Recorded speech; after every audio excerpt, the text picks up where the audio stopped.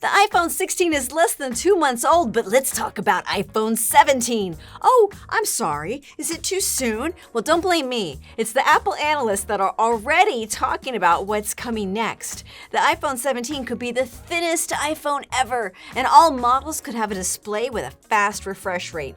But how do those things impact the battery life? And yes, there are also talks of the iPhone 17 having a better camera, arguably what most people actually care about. So let's break down what the next iPhone could look like. If you're on the fence about the 16, this might give you one more reason to wait for the 17.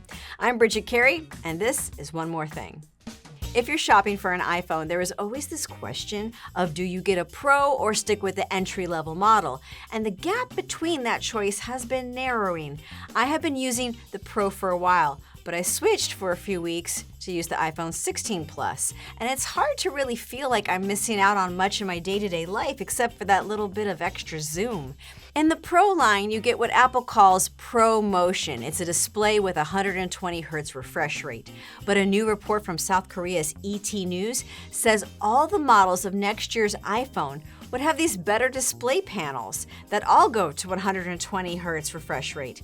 And as reported by Tom's Guide, it's not the first time this rumor popped up. Display analyst Ross Young posted the same thing in September on X. Now, only the iPhone Pro models have had this 120 Hz screen since the iPhone 13 Pro came out.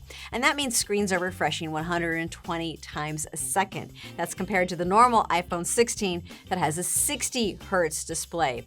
Now, with just basic social media scrolling and watching videos, my eyes are not noticing a difference since I stepped down to the Plus model. So it might not be something that gets customers all that excited.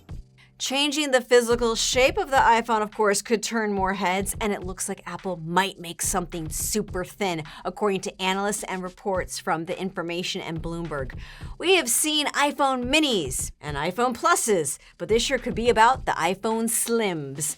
But what does it mean to have a super thin iPhone? Will the camera be just as good? Will the battery be just as good? Or is it just cool to have something really thin and light? Now, I always put my phone in my back pocket, so let's hope this thin phone can also handle me accidentally sitting on my phone. Camera upgrades, I feel, are what's going to get a lot of people interested in actually buying a new iPhone. And maybe the front-facing camera is getting a facelift. Mac Rumors recently dug into a research note from Apple analyst Jeff Pugh that expects the whole iPhone 17 lineup to have a 24-megapixel front-facing camera with 6 plastic lens elements. Now, right now, the iPhones have a 12-megapixel camera in the front. Upgrading the front camera to me is an absolute must in this age of social media because I'm always using the front camera to see myself while I film myself. And there are also multiple sources now on this rumor.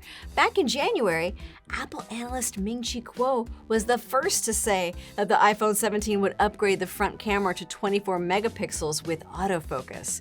The whole dynamic island might even get a redesign with under-panel Face ID technology changes that can make the dynamic island cutout a little bit smaller. But that was said back in 2023 by the analyst Ross Young.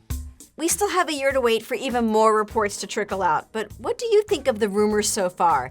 I'm sure we're going to be in another mindset completely by then, especially when Apple Intelligence fully blossoms and is used by more people. And that, too, could be a big selling point for people who want to get in on the action on the 17 who didn't get a 16. Share your thoughts in the comments, and I'll see you next week when we have one more thing to talk about in the world of Apple.